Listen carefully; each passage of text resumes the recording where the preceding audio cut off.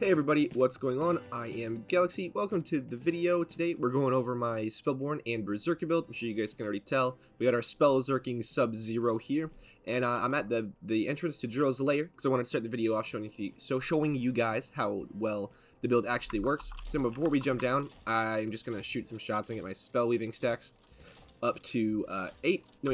Once we have that at 8, we'll jump down. Drill will spawn. We'll hit him with the delusion to get him soaked. Swap over to our pixie gun, throw some pixies out, and then pop our spells on him. Oh wait, it's supposed to pop both at the same time. And, well, there we go. Phase 1 down. Alright, let's see how well the spells work back here. And while he has a shield. Oh. Well, pretty well, if I say. And then let's look at the spell cooldown. We already got, oh, one's already back. Alright, well, yeah, that's how that works. I'll show some more bosses off at the end. I'll do quite a few, so stick around for that, or feel free to skip there. I'll have chapters down on the time bar at the bottom if you want to go check that out. But we are going to jump right into it, starting off with the gear. One of the main things I'm going to mention, because I'll be referencing this with a lot of the explanations for the other gear, is this right here. So now this isn't the exact one you need. You don't need a corrupted plate mail. Really, we're taking this just because of the skill that it rolled with, Double Knot.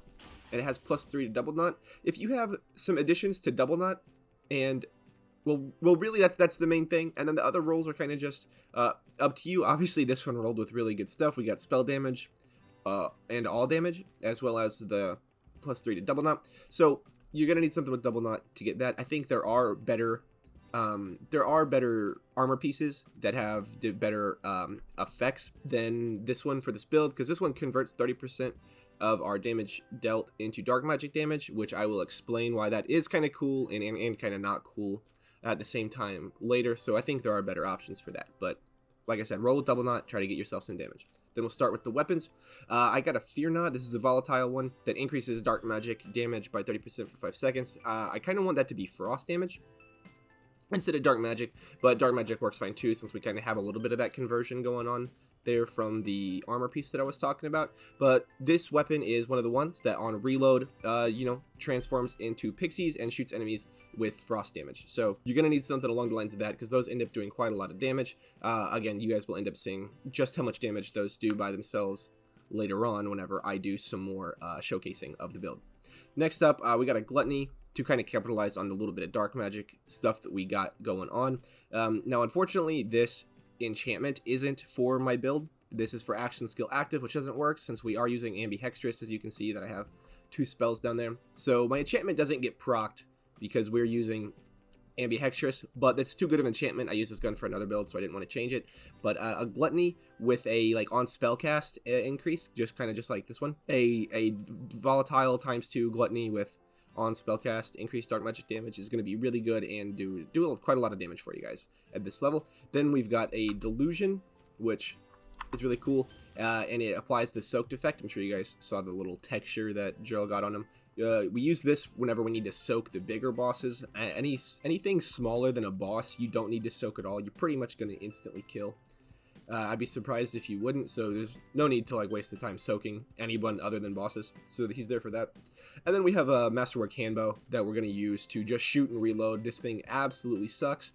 Doesn't do any damage, doesn't help us at all. The only thing we use it for is getting our spell weaving stacks up right before we jump into a boss, if something like that really applies. For the melee weapon, I am using the Goblin's Pickaxe. Now, there is a better version of this that you could get. I'm not using the most optimized one for this build. As you can see, I have the one that melee attacks increase your damage reduction and melee damage dealt by 8% for 10 seconds, stacks 5 times. We really don't use that ability at all. What I would really like to have is a pickaxe with the roll that your melee hits increase your spell cooldown. So if you can get one with that ability on it, then that would be awesome. Mostly using this because the enchantment is one that I really need. On spellcast, increase frost damage by 30% for 5 seconds.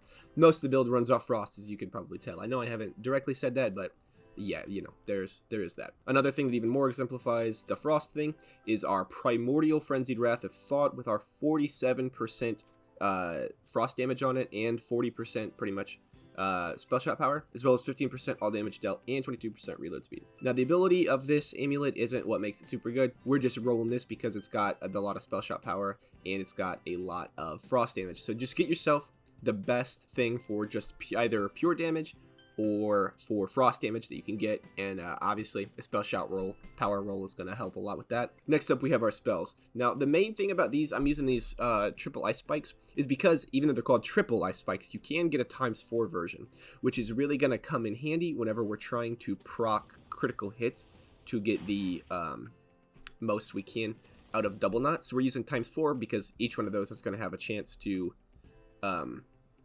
critical hit, which isn't too big a deal anyways, because at this point, obviously right here, my spell critical hit chance, as you can see, is 109.5%. But just get a spell that you can, probably a triple ice spike, but try to get a frost spell, and with the highest damage and highest multiplier that you can get on it. Obviously, ×3 or ×4 is going to be the best, and then once you have got ×3s and ×4s, go with the ones with the highest damage. For our ward, we're using a Cursed Wit. We have Enchanted on Spellcast, increase elemental damage by 20%. Now the big thing about this is while ward is depleted, gain 17% damage reduction and 100% increased damage dealt to nearby enemies. Now I personally don't know exactly what the footage or radius of the nearby is, but that is going to come in handy quite a lot of times.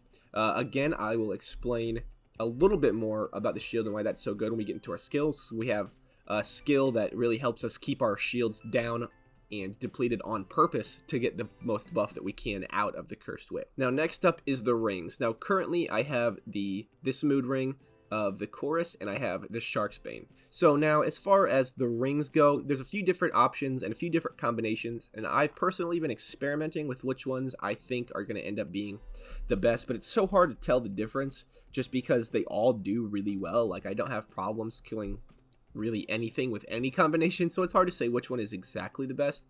But I am running one with gun damage to help with the pixies, because I believe they scale off gun damage as well as our spells getting extra ability or extra just damage from another one of our skills over here that take gun damage and apply that to spell damage. So this one is really giving us bonus to both. This one's giving us just bonus to spell damage, but increasing our critical hit chance and damage a lot as well. And when ward is not full, these effects are increased by 100%, which is kind of crazy because, again, we are purposely keeping our shields down, which means these are always procced, and it's just a nightmare. Get yourself a mood ring with spell damage and spell critical hit damage and spell critical hit chance.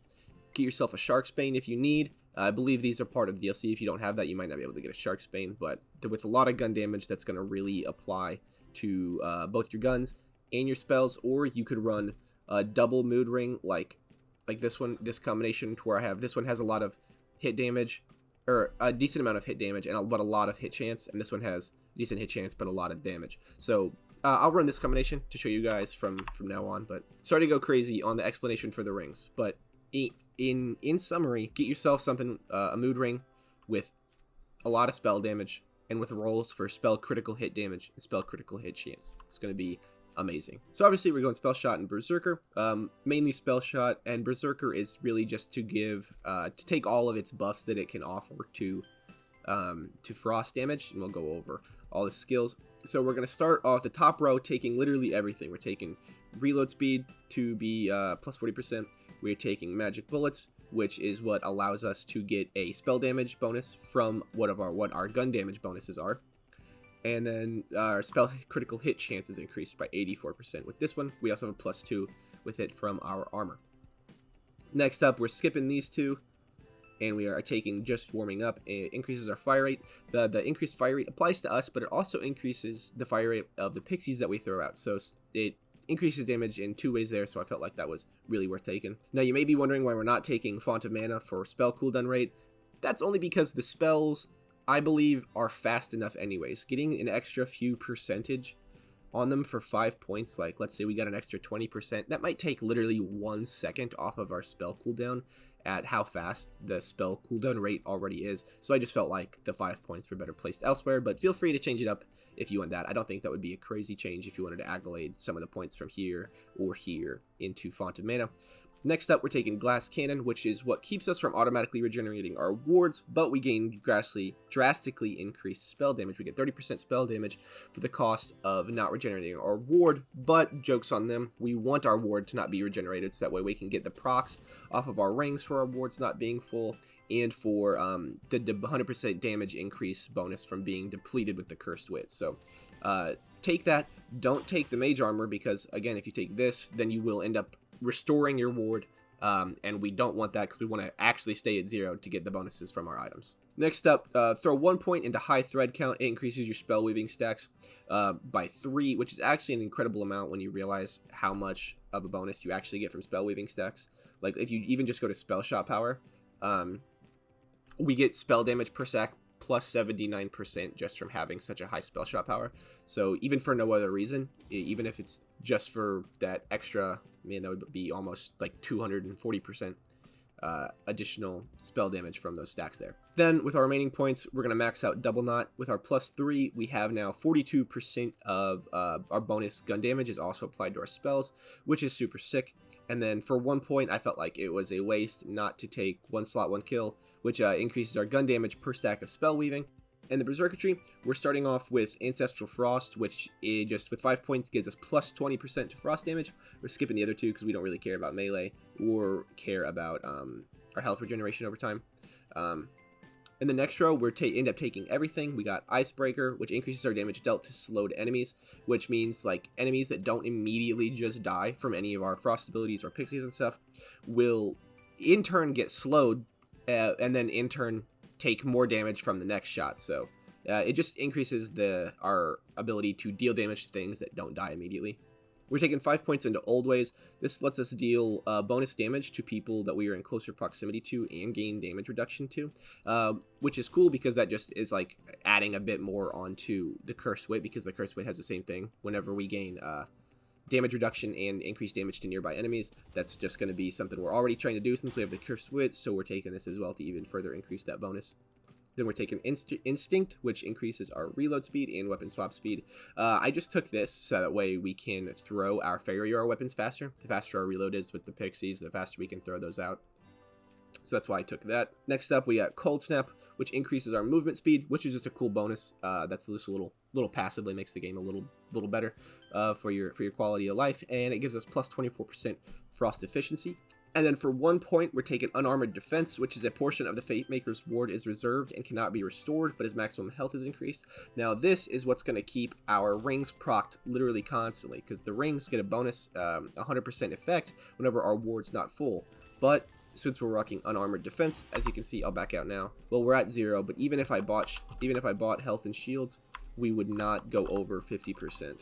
And that's it for all the skill points that we currently have. I'll jump over to the hero stats and tell you guys what I put them into. I know I've jumped over here a couple times and you may have already seen, but we're throwing all our points into strength to increase our crit damage, because like I was saying, we're doing crits constantly with the spells, and the pixies count as spells and our spells count as spells, and critical hit damage plus 50% is an incredible bonus.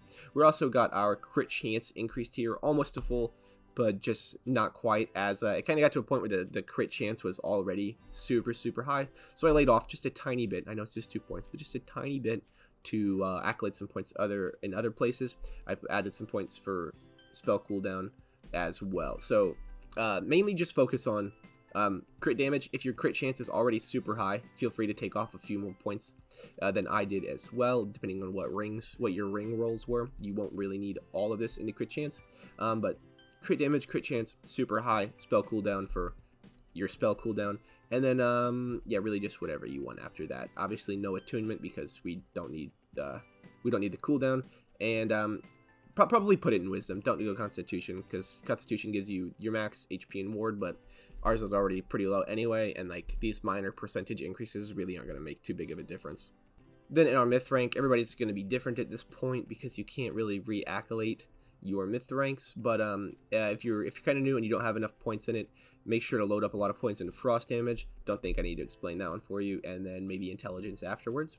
In the Blade Master tree, you can always level up your dark magic damage because 30% of our damage is getting converted into dark magic damage, and then past that, feel free to level up constitution and strength. Over in the Deadeye tree, there's a lot of good options, but I went with magazine size because that helps with the damage of fair arrow weapons, because they do damage based on how much ammo is left in the magazine. So the higher the magazine, the more damage they can do. Obviously, just straight up gun damage is always a good one, and same thing for fire rate. They're just going to increase DPS both. So your choice on these three. So for the Druid tree, I just obviously filled up my loot luck, and then I personally think this is the worst tree. I got points split up from other builds and stuff. I got 10 into companion damage, which should help with the pixies a bit, and some into ability damage, which isn't going to affect this build too awful much, but that's just what I have if you guys were curious. But long story short, yeah, loot luck and companion damage. Alright, time for the good stuff. We're going to be doing some bosses, show you guys how the build really works. Since we're already here, might as well do drill again, just in case y'all really forgot, y'all sleeping on me, how good we do against drill. So do that. Remember to pop the delusion, get a few fairies out, and blast his ass. Next up, I'll show you guys how we do against the chance. Now, I know I didn't show you every stage of drill. That's just because it would just kind of be the same thing. Didn't think you guys would want to see the same thing 3 times. Now, LeChance is a little, well, he got it that time, but he's good at dodging, so just make sure you gotta at least hit one of your set of spells. Alright, next up we got Zomboss. Let's get some pixies out while she's in her little immunity phase. Then as soon as she jumps down, yeah, this is going to be a recurring theme if you guys haven't noticed. Alright, I know this is getting repetitive, but we'll go ahead and kill one more boss. We'll get Vorkanarth. He's got a full health bar, and he's a little beefy in some instances, so we'll just... Yeah, I forgot to even soak him as well, so that was just a full killing with 1 round of spells without him being soaked. And then by the time we can even place this thing and get him respawn and start hitting his health bar, yeah, we got both sets of our spells back again. I'll even jump into a round of the Chaos Chamber just to show you guys the effects and how well this actually works on regular mobbing and smaller people. This week's featured run, or in this week's featured run, we got our spell weaving stacks up. Honestly, with these, yeah, the pixies will do a lot of the work here. With these, you really don't even have to actually try at all. You could just sit back and they'll really take care of it. But I mean, obviously you can be a little more proactive and run around and shoot stuff yourself if you're trying to go for some faster timed speed runs. And then anybody that's even decently big as well, you can always use your spell. Like, there you go. That was just 1 spell, wasn't even a double. And they come back so fast, you really never run out of them. Look at this. Look at all these trolls. I missed the gunner. No big deal, though. Yeah, counter's over. You know, I'm gonna be honest, I was gonna do a run and show you guys a little more of this, but I don't think I really need to after that one. I think you guys get it. Hopefully you enjoyed the build. I am going to go ahead and I'll throw on an emote and say thank you guys for watching today's video. I hope you enjoyed my Sub-Zero build. Obviously, it's really good. If you guys want, let me know in the comments below if you'd like the link to the save file to try it out for yourself, if anybody's interested in that. It wouldn't be too big a headache, so just let me know if you want me to do that. Also, if you wouldn't mind, go ahead and like the video for me. That really helps out a lot. And subscribe if you guys want to see more builds in the future, because I'm planning on doing, honestly, a lot of stuff. I still have a lot of combos of classes I haven't built, and I still have a lot of updates on builds that I've already done that I'm working on and stuff coming out. So make sure to stick around and subscribe so that way you guys see all my content and stay in the know in the future. Alright, and I'll let you guys get to looting. I'll talk to you later, and I hope you guys have a good day. Peace out.